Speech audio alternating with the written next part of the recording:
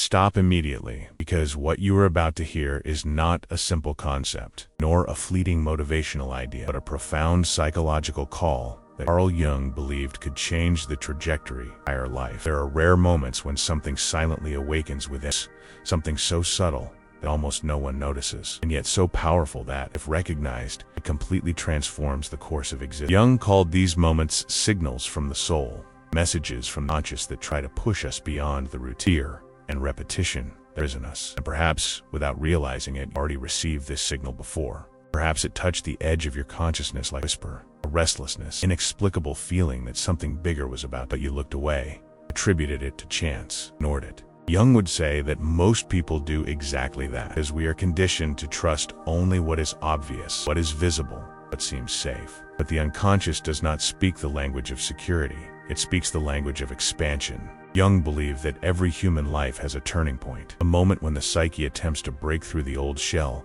to allow the birth of something new. This moment, according to him, doesn't arrive with certainties. It arrives as a strangeness, as a slight yet persistent discomfort, as an unexpected realization that you no longer fit into the life you are living. It's as if a crack opens between who you are and who you could be, and for a brief instant you see the possibility of becoming greater, more conscious, more capable, more connected to your own destiny. The problem is that few dare to take the first step in that direction. Almost everyone retreats. Jung said that human beings fear their own greatness. They fear what they don't yet know. They fear growing because growing requires abandoning old versions of them. And the truth is, you don't know who you will be after the transformation, but you know exactly who you need to stop being. This hurts. This is frightening. This explains why so many ignore the sign. But Jung insisted, when the sign appears, life tries to align everything around you. People suddenly appear. Opportunities that didn't exist before begin to approach. Ideas gain strength for no apparent reason. There's a kind of invisible current moving, and if you're attentive, you'll realize that none of this is a coincidence.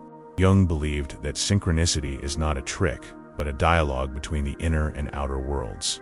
When something inside you begins to change, the universe responds, not magically, but symbolically. Symbols for Jung are the deepest language of the soul. They appear in dreams, in sudden intuitions, in improbable encounters, in patterns that repeat themselves until you finally understand. The unknown sign that unlocks wealth. Wealth is expansion, not just money, is born precisely from this symbolic movement. It's not a warning from the outside, but an internal event that begins to reorganize everything around. And here, an inevitable question arises. If this signal is so decisive, why does almost no one recognize it? Jung answered that the conscious mind is quick, logical, anxious, critical. It tries to explain everything, control everything, reduce everything to what seems practical or rational. The conscious mind fears what it doesn't understand, and the unconscious, in turn, doesn't work with literal logic, but with vibrations, emotions, symbols, impulses. It doesn't forcefully push you. It invites, it suggests, insinuates, it repeats until you notice. But to notice,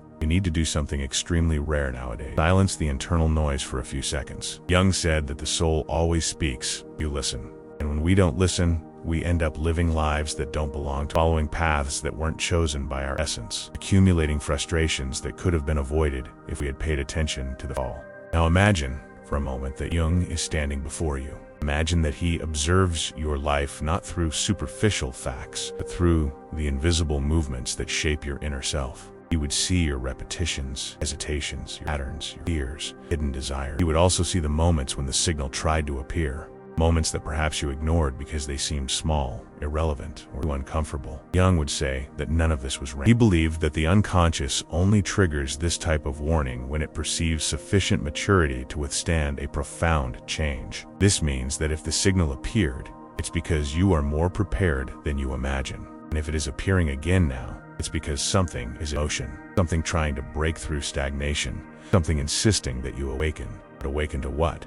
That's the question that silently hangs in the air when we talk about awaken to what? To a new identity, to a new direction, to a new vision of yourself, or to a potential you've always had but never believed you deserved to access. Jung believed that human beings only find their true path when they begin to listen to what the world tries to mold you, limit you, convince you that certain dreams are too big. But the unconscious doesn't recognize these patients, doesn't negotiate with fear. simply offers the inner truth you try to avoid. And this truth is the starting point of all authentic wealth, the wealth that is born from integrity, from awareness, from the courage to become who you truly are. Now think honestly, how many times have you felt that something inside you wanted to change, but you backed down? How many times have you had a sudden impulse to act, create, take risks, and immediately an inner voice said, no?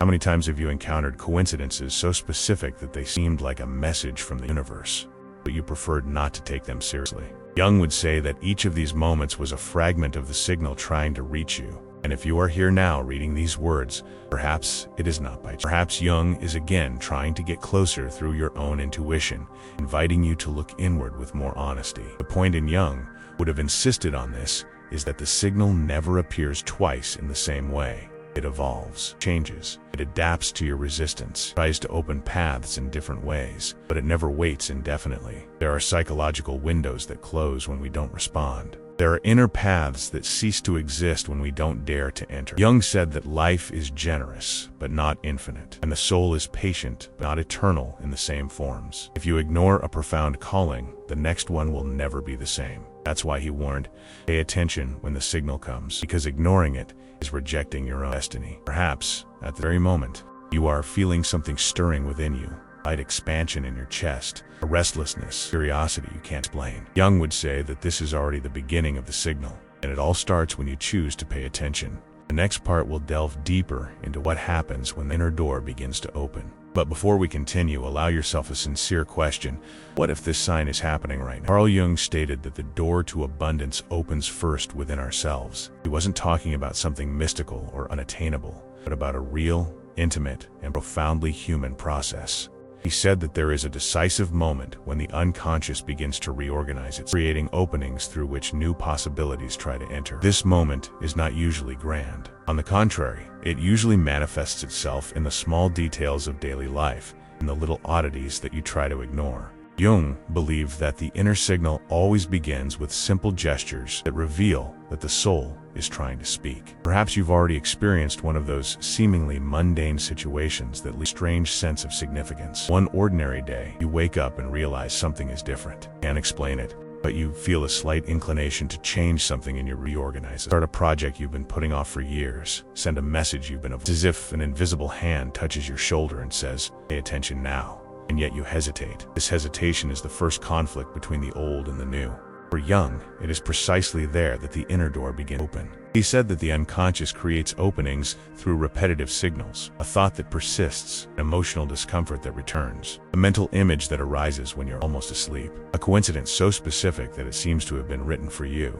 Sometimes it's a phrase someone says by chance, but that makes you feel something deep, as if you were hearing a personal message, and you try to move on as if it were chance, but the signal returns. It always returns when you try to ignore what you already know, but don't want to admit. Jung believed that these moments of estrangement are not psychic acts. They are signals from the psyche trying to warn that something needs change. He said that the soul knows before the mind when a phase has come to an end. The soul perceives when you're too small for the life you are living. It feels the tightness, the stagnation, the repetition that consumes your brilliance. And to prevent you from continuing to shrink, sends signals. Small at first, but increasingly intense as you resist. Sometimes the sign appears in the form of emotional discomfort, an irritation that arises for an unexpected sadness, tiredness that doesn't improve with rest. Not because something is wrong in the external world, because something inside you is asking for expansion. Other times, the sign manifests itself in the opposite way, a sudden enthusiasm, feeling of energy, an inexplicable desire to start something new. Jung said that these are moments of inner luminosity, when the soul tries to illuminate a direction that you are not yet seeing clearly. Imagine, for example, someone who spends years dreaming of starting their own business, always finds excuses to postpone it. One day, out of the blue, they start watching videos on the subject, receive invitations from people who are already on that path, and find articles that seem written especially for their life is placing signs everywhere, almost drawing a map. Jung would say that this is not coincidence, but synchronicity. When the unconscious moves, the external world responds, and it responds in the same vibration. The curious thing is that for many, the sign appears when life seems most confusing, when everything seems unstable, when decisions seem burdensome, when feelings are messed up.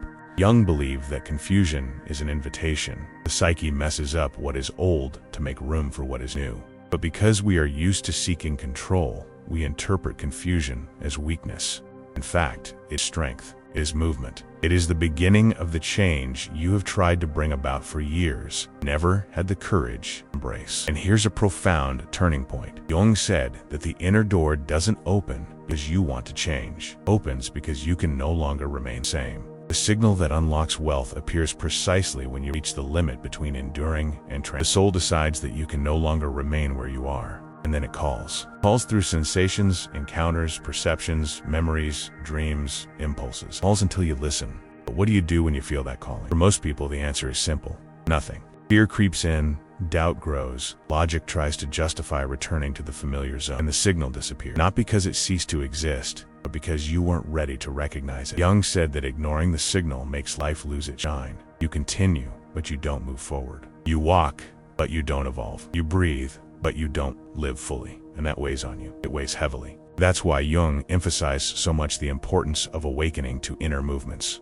Because when you pay attention to the signal, your life shifts. Interests change, relationships change, goals change, perceptions change. And without realizing it, you begin to approach the version of yourself that is compatible with abundance. Not artificial abundance, but the abundance that is born when you finally align yourself with what your soul has always tried. Now, ask yourself honestly, what signs have been appearing in your life? What has been repeating itself? What has been persistent? What has been bothering you? What has been illuminating you? The answer is much closer than you imagine. And Jung would say that if something is pulsating inside you as you read these words, that is already part of the sign. It is already the initial movement of the door opening. You're ready to continue this journey. But before moving on to the next part, I want you to declare your presence here. Write in the comments, paying attention to the signal. Subscribe to the channel and leave a like so you don't miss the next steps on this journey. Something inside you is awakening. Jung would be proud that you're finally listening. When Carl Jung spoke about the power of the inner image, he wasn't referring to mere fantasies or thoughts, but to living forms that emerge from the unconscious to completely reorganize a trajectory. According to him, everything that possesses real power in human life is born first as symbol, not as a word, but as something felt, pulse, a glimpse, a small light in the psychic darkness. That's why the unknown sign never arrives ready-made or defined. It always presents itself as a symbolic element that's how the unconscious calls your attention. It doesn't deliver truths, it delivers keys. Jung considered it dangerous to ignore these keys, as each symbol contains a direction. He believed that the soul does not send random images, it sends answers. And these answers often come when you're experiencing an internal conflict between who you were and who your future self expects you to be. It is at this moment that intense dreams arise, old memories return out of nowhere, perceptions seem displaced, carry an unusual inner. Many try to explain this as stress, tiredness, coincidence. But for Jung, these are the first movements of the psyche trying to break an old pattern. Have you ever felt like an idea invades your mind as if it has a life, as if it weren't you thinking about it, but it thinking about you? Have you ever had the feeling that a thought returns repeatedly, even if you try to ignore it? Where do you think this comes from? This is what Jung deeply believed. The soul works persistently, doesn't give up easily. When an image begins to form in the unconscious, it gains density, strength, and form. Sometimes it appears as a simple annoyance, but the more you resist, the more it presses. Jung said that the psyche is like a river that always tries to follow. Blocking it only increases the intensity of the current. And the curious thing is that when we finally let this current flow, something unexpected happens. We begin to access parts of ourselves that were dormant. These parts are precisely the keys to expansion. Many people describe this as a feeling of displacement, as if they were living their lives on autopilot while something inside them observes from the outside. Jung interpreted this as a clear sign that the unconscious is trying to bring to the surface a new identity, something more aligned with its true purpose. It's as if the soul is tired of waiting, simply decides to reveal itself. When that happens, the feeling can be confusing, intense, even frightening, because you realize you can no longer live as before, even if you don't yet know how to live what is to come. Have you ever had the feeling that a forgotten part of you? Have you noticed an old emotion suddenly resurfacing? Why does this happen right now? Jung believed that the unconscious never chooses random. It always manifests itself when there is real opportunity.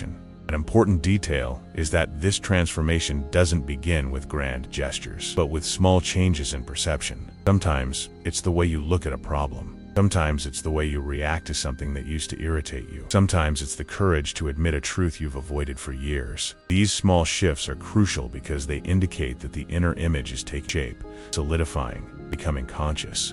And when the symbol finally strengthens, something extraordinary happens. It begins to interfere with external reality. Jung called this active synchronicity. It's not just the world coinciding, it's you coinciding with the world. As if suddenly, everything conspired to confirm what you began to it. You meet the right people at the right time. Information arrives as if it were an answer sent directly to your questioning. Paths open up in ways you never imagined. Not because the universe decided to favor you out of nowhere, but because you became capable of seeing what was previously invisible. Ever happened? Have you ever gone through a period where everything seemed to converge on the same message? Did this happen by chance, or were you simply ready to see it? Jung liked to remind us that the unconscious is wise, but it is also relentless. It will not allow you to remain in a state that stifles your true essence. If you try to resist the symbol, it will continue to press on. It will surface in dreams, fear and conflicts, will manifest as anxiety, will echo in phrases you owe. The unconscious does not retreat when you ignore it. It simply changes strategy, because the goal is not to punish you, it is to liberate you. Jung was clear about this. Everything you run away from becomes stronger. Everything you look at transforms. The truth is that these inner symbols carry the potential for your abundance. Not superficial abundance, but the profound expansion that changes your story. Jung believed that each person possesses an original image, something like an inner blueprint that reveals the life they could live if they had the courage to align themselves with their own purpose. The unknown sign is precisely this image trying to emerge. It reveals itself in fragments, in intuitions, in emotions, in impulses, and when you finally allow it to appear, everything changes direction. Now comes the most important question of all. What is trying to emerge from within you? What symbol has been silently drawing your attention? What keeps coming back, even when you try to avoid it? While you reflect on this, it's essential to take the next step. Comment. I want to see the symbol to affirm your presence on this journey. Subscribe and leave a like to continue receiving content that expands your awareness. Jung would say that every gesture of attention is a way of opening the door, and you have just begun to turn the key. Carl Jung believed that there is a point in the inner journey where the soul stops asking and begins to demand transformation. According to him, this moment occurs when the self, your highest part, decides to reveal itself, and the shadow tries to impede this movement with all. The shadow knows that when you approach your true identity, it loses its hold. Therefore, it creates emotional resistance, self-sabotaging, feelings of fear, sudden doubts, and even negative coincidences that seem to try to lead you astray from the new path. Jung said that the shadow is not your enemy, but the guardian of the boundaries of your own growth. And that is why crossing it requires courage. One of the accounts Jung most often used to illustrate this internal conflict occurred during a session with a woman trapped in repetitive patterns, destructive relationships, impulsive choices, and a deep fear of making any changes in her life. She said she felt something calling from within. Every time she tried to follow that feeling, something went wrong. In one of the sessions, Jung asked her what scared her the most. She said, "I'm afraid of becoming who I should be." For Jung, that phrase was the perfect expression of the battle between self and shadow. The woman wasn't afraid of change itself. She was afraid of the responsibility of living her own. The most curious thing happened months later. She began to accept small risks. Small decisions aligned with her intuition. Her life began to change in improbable ways. She reported unexpected encounters, opportunities that arose from paths that previously seemed closed, and even recurring dreams that showed symbols of liberation. Jung saw this as the self opening a path. There is also the case of a patient who lived tormented by a feeling of failure, even though he had professional success. He said he felt watched by something inside him, as if a silent presence demanded that he be more true to himself. What impressed him most was the repetition of the same event. Whenever he made decisions, objects would fall for no reason in his house, doors would slam, lights would flicker. He swore that it couldn't be a coincidence. Jung believed that these manifestations were symbolic reflections of the tension between the self and the shadow, a type of psychic reaction that transcends the logical plane. For him, when the soul feels suffocated, the environment reacts. The psyche and the external world are never truly. Both influence each other at levels that we. There were also surprising cases of people who reported synchronicity so improbable that they seemed like scripted events. One woman told Jung that she wanted to change careers but lacked the courage. One day, she sat on a park bench to think. Next to her, without realizing it, a stranger was talking on the phone about exactly what she's doing. The phrase that most struck her was, "Life only changes when you accept the call." She stood up trembling, feeling that this was an answer. That same day, she received a call offering her the opportunity she had desired for years. Jung said that when the self moves, it also moves the world around it. Destiny seems to be attentive, as if waiting for the moment when you are finally willing to see. And however improbable these stories may seem, they were not uncommon for Jung. He recorded dozens of such cases and believed that human beings experience much more than they consciously perceive. He said that the self sends signals in subtle ways, also in direct, almost dramatic ways necessary. After all, transformation needs to happen. And when you try to run away, life takes care of bringing you back to the path. It can be through unusual encounters, unexpected changes, painful losses, or even seemingly negative events that, in the end, reveal themselves as gateways to a new destiny. Shadow, in turn, tries to keep you trapped in the known. It reminds you of everything that could go wrong, exaggerates risks, and increases insecurities. It makes you believe you are incapable. It makes you think it's not the right time yet. And most interestingly, it often uses your own history against you, reactivating old fears, painful memories, and you don't realize. Jung said that the shadow has no imagination. It can only use what you have kept hidden. It feeds on what you don't want to face. But when the self awakens, something extraordinary happens. You begin to experience moments of lucidity, as if you were seeing your life from the outside. You begin to realize that many of the things that paralyze you no longer belong to the person you are becoming. You begin to recognize patterns that previously seemed natural. Above all, you begin to feel that something greater is trying to emerge. It's as if a silent voice, which has always been there, finally becomes strong enough to be heard. Jung said that this awakening is dangerous, not because it is negative, but because it demands responsibility. When you realize the truth about yourself, you can no longer pretend you don't know. You can no longer live to please others. You can no longer pretend you are satisfied with life that no longer serves you. And this is the moment when many retreat. But it is also the moment when those who move forward discover true inner richness. And perhaps something like this is happening to you right now. Perhaps you're realizing that certain old fears are returning not to paralyze you, but to be overcome. Perhaps recent synchronicities are trying to show you a direction. Perhaps you're seeing signs you didn't see before. And if this is happening, Jung say you're already on the threshold of transformation, or on the verge of crossing over. Carl Jung said that there comes a moment when the unknown signal ceases to be merely an inner feeling and begins to project itself directly in daily life. Psyche, instead of waiting for your decision, begins to reorganize your reality so that you can no longer ignore. This moment marks a turning point. And, according to Jung,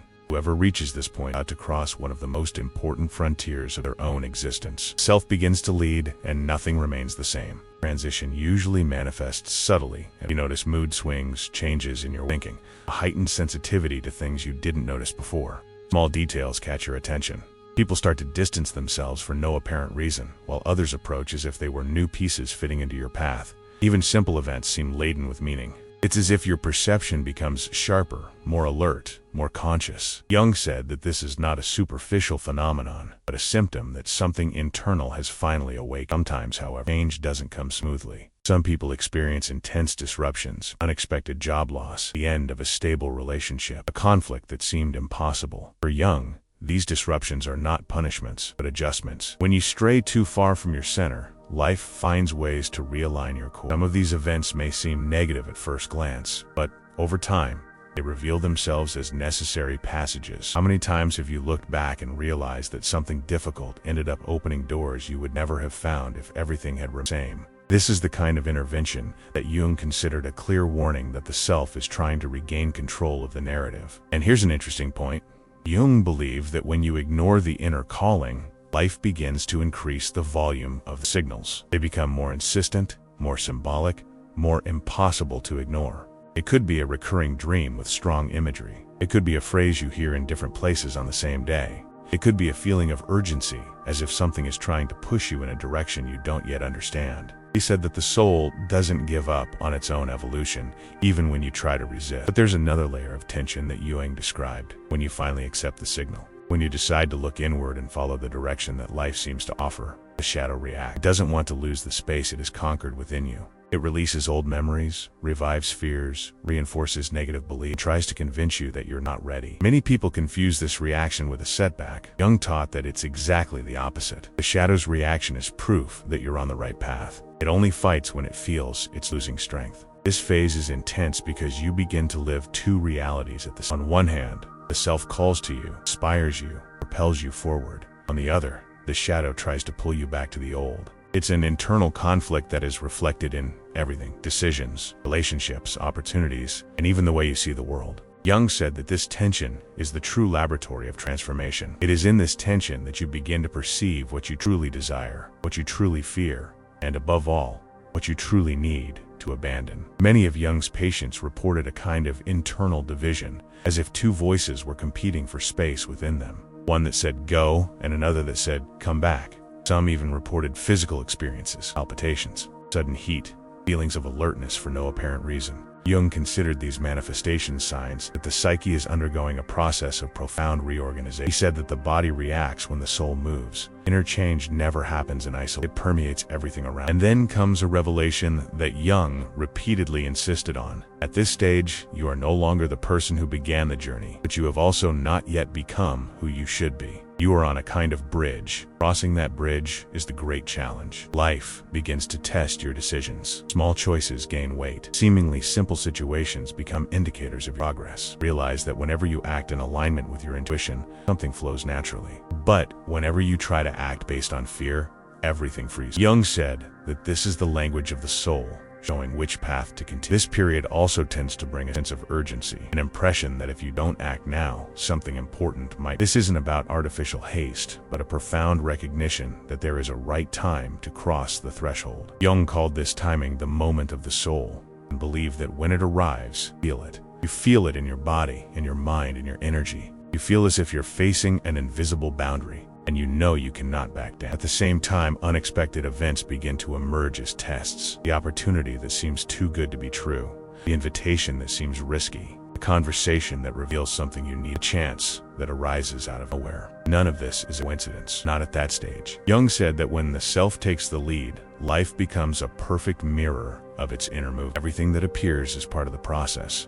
Everything has a function. Everything points in the same direction. Now perhaps you're realizing that some of these things have already happened to you. Maybe life has pushed you recently. Maybe someone has entered or left your path abruptly. Maybe an opportunity has mysteriously arisen. Maybe you've felt fear without knowing why. All of these can be signs. Jung would say, none of this should be ignored. Carl Jung said that the deepest signal of the soul is not the one you understand, but the one that transforms who you are. After traversing the stages of doubt, confusion, the resistance of the shadow, and the awakening of the self, the final moment arrives: integration.